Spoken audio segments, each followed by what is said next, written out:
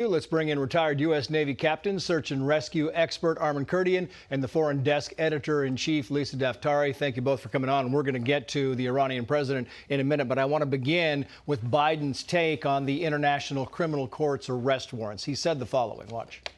Let me be clear. We reject the ICC's application for arrest warrants against Israeli leaders. Whatever these warrants may imply, there is no equivalence between Israel and Hamas. No equivalence, he keeps saying, Armen, right? And that's the whole thing, is he's not calling. We keep hearing this, but we're not getting the calls for surrender. We're not getting get those hostages out and we'll talk. None of that.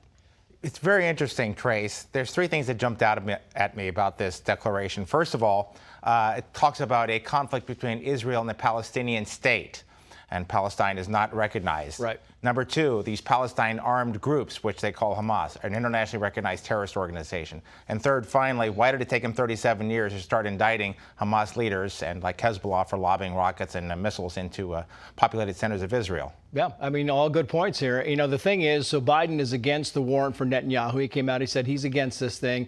George Clooney is a huge Biden supporter. His wife, Amal Clooney, who is a human rights lawyer, a very well-known one, is the one who instigated this International Criminal Court's warrant, saying the following, quoting here, Amal Clooney, wife of actor George Clooney, was among the experts who advised the ICC in seeking arrest warrants for Israeli Prime Minister Benjamin Netanyahu and Hamas leader Yahya Sinwar over alleged war crimes. It's interesting how this is all playing out here, and you're like, what's going on here, Lisa? Absolutely, and it's the pivot that Biden has made in recent months, along with the State Department, that has given the ICC the gall to come out and make this statement. It is that daylight that has been created between the United States and Israel that gave them that brazen move. And to make that announcement on CNN, I mean, you have to be so cowardly not to make the trip to Israel, not to do your investigation. And I'll tell you, for anyone who cares about a ceasefire or peace between these two sides, they would not come out and do this. The sooner the world can call out radicalism and terrorism, the sooner we will get to the bottom of this. To equate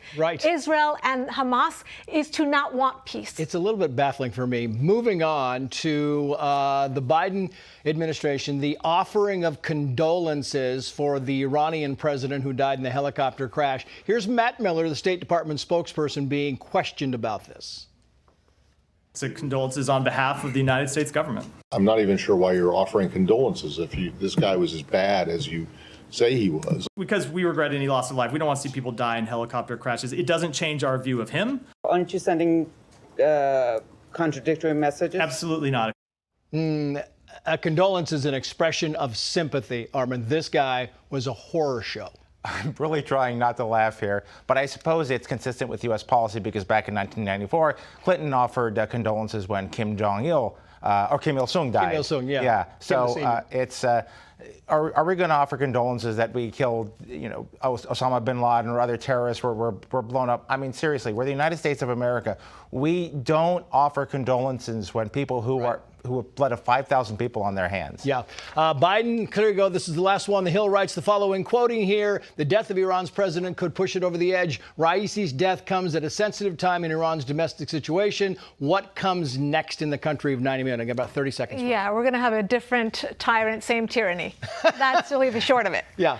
They will have some election in which their 12 members of their expediency council will choose another terrorist, another butcher to take his place. This doesn't change the regime, and that's the issue. Lisa, Armen, thank you both. Hey, Sean Hannity here. Hey, click here to subscribe to Fox News YouTube page and catch our hottest interviews and most compelling analysis. You will not get it anywhere else.